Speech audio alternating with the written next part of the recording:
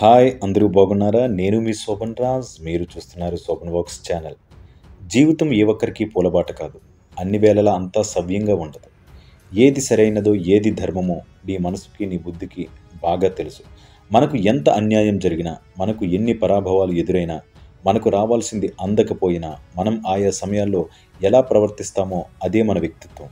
అది చాలా ముఖ్యమైనది.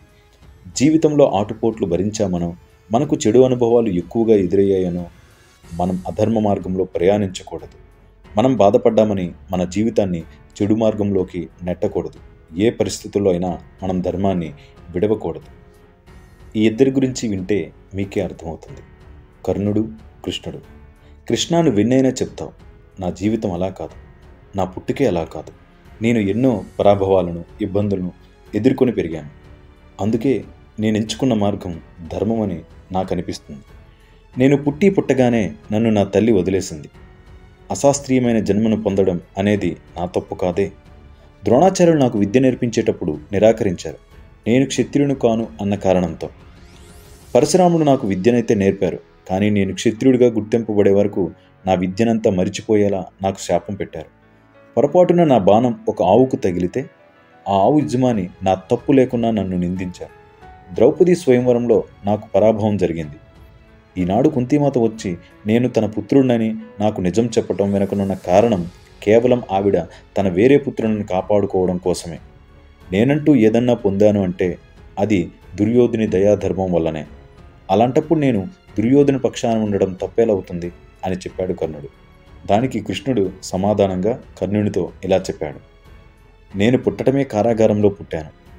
నేను పుట్టడం కంటే ముందే నా చావు నా కోసం కాచుకుని కూర్చుంది. నేను పుట్టిన రాత్రే నా కన్న తల్లి తండ్రి నా నుండి వేరు చేయబడ్డారు. చిన్నతనంలో నువ్వు కత్తులు, రథాలు, బాణాలు, గుర్రాలు ఇలాంటి శబ్దాల మధ్య పెరిగావు. నేను గోశాలలో పేడ వాసనల మధ్య ఉన్నాను.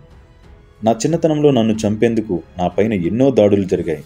అప్పటికి నాకు నడిచే వయసు కూడా లేదు, కానీ ఎన్నో దాడులు ఎదుర్కొన్నాను. నా చుట్టూ ఉన్నవారు వారి సమస్యలకు నేనే కారణమని నన్ను నిందించేవారు కూడా. నాకు సైన్యమూ లేదు, విద్య కూడా లేదు.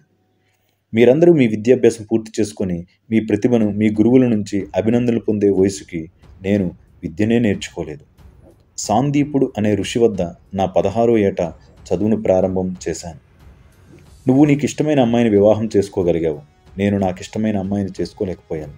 పైగా నన్ను వివాహం చేసుకున్నవారు, వారు నన్ను కోరుకొని కొందరు, నేను రాక్షసుల నుండి కాపాడబడిన వారు కొందరు.